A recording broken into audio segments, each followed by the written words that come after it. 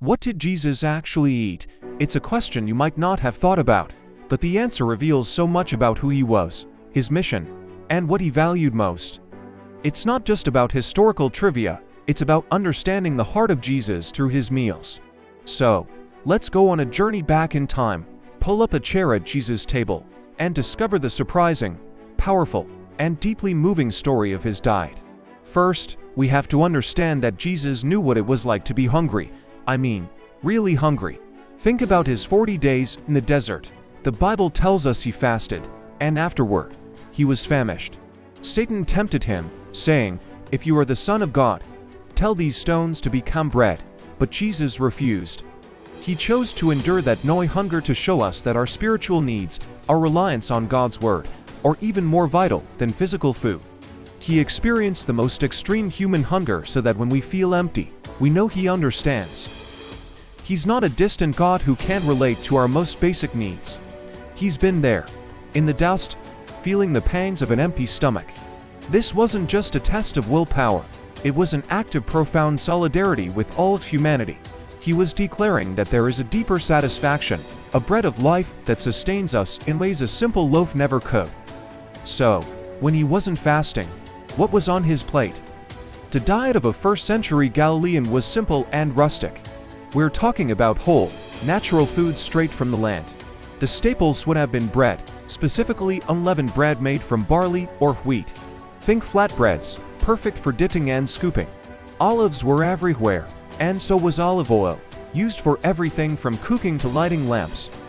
Fruits like figs, dates, and grapes were common snacks, and vegetables likely included lentils, beans, and cucumbers. It was a classic Mediterranean diet, long before it became a health trend. For protein, fish was a big deal, especially around the Sea of Galilee. Several of his disciples were fishermen, after all. Remember the story of Jesus cooking fish on the shore for them? Meat, like lamb, was generally reserved for special occasions and feasts, like Passover. It wasn't an everyday luxury. What's incredible is how Jesus lived.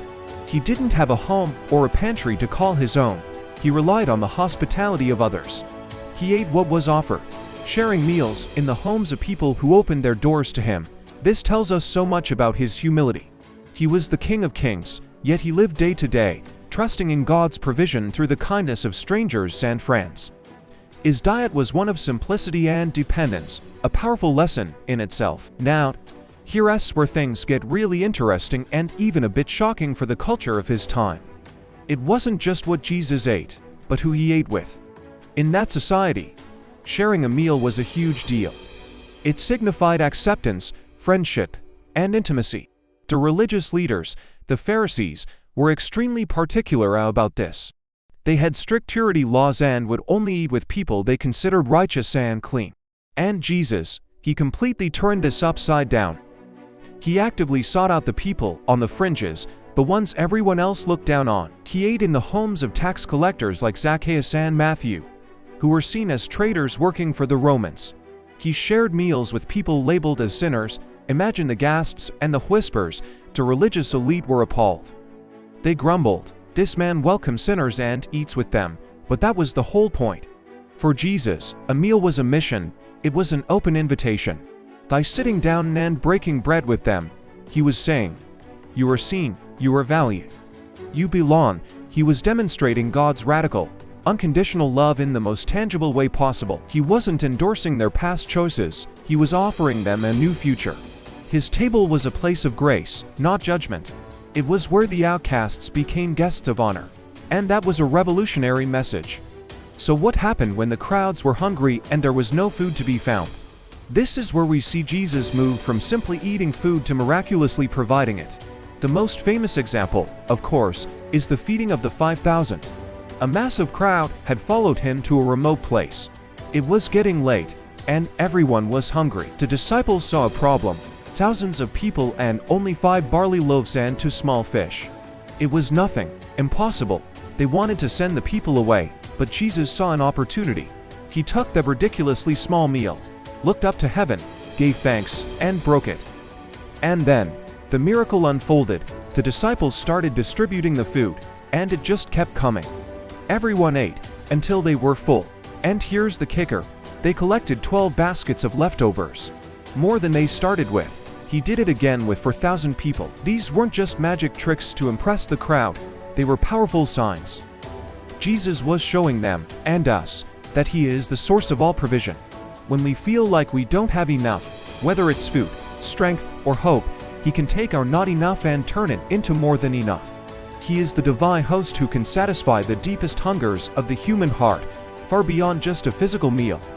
Of all the meals Jesus shared, one stands out as the most significant, the most powerful, and the most sacred: the Last Supper. This wasn't just another dinner with His friends.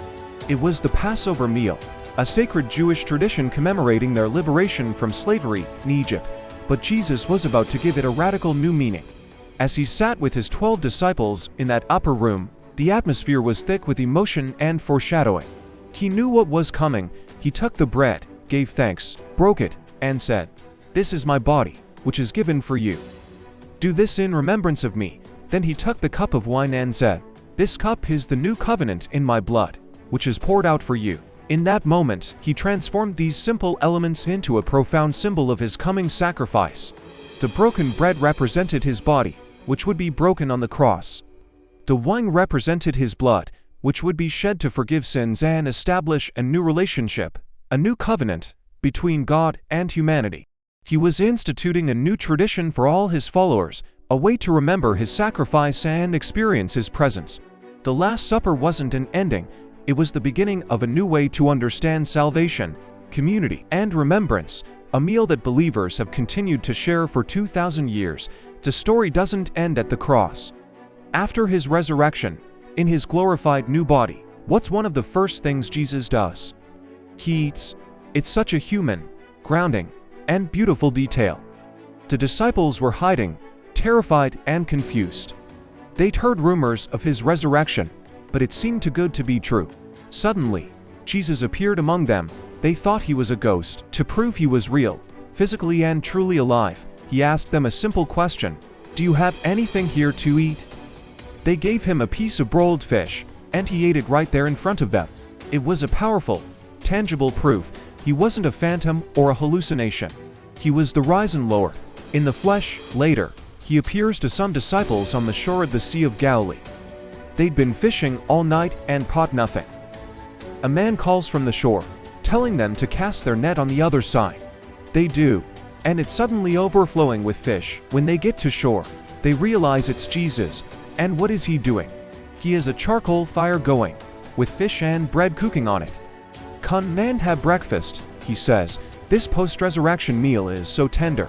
It's an act of restoration, especially for Peter, who had denied Him. It's a picture of fellowship, provision, and a new beginning.